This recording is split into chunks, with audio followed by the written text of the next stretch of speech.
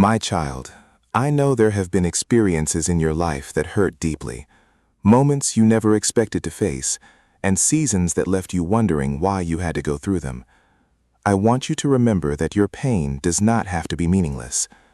I can take the experiences that once brought tears and use them to develop wisdom, compassion, patience, courage, and strength within you. You may not understand the reason for every difficult moment today, but trust that your story is still being written. What feels like a painful chapter can eventually become part of a testimony that gives hope to someone else. Your struggles can teach you how to recognize the pain in others and respond with kindness. Your waiting seasons can teach you patience.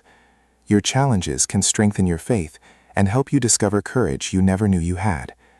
Do not allow your past to convince you that your future has been ruined. What happened to you is not the complete definition of who you are or where you are going. Bring your questions, disappointments, and memories to me, and allow my presence to help you move forward. Healing may take time, so be patient with yourself and continue seeking peace, wisdom, and support. I can bring purpose from places that once caused you pain. I can use your experiences to help you become stronger and more compassionate without allowing those experiences to control your future. One day, you may look back and realize that you grew through a season you once thought would only break you.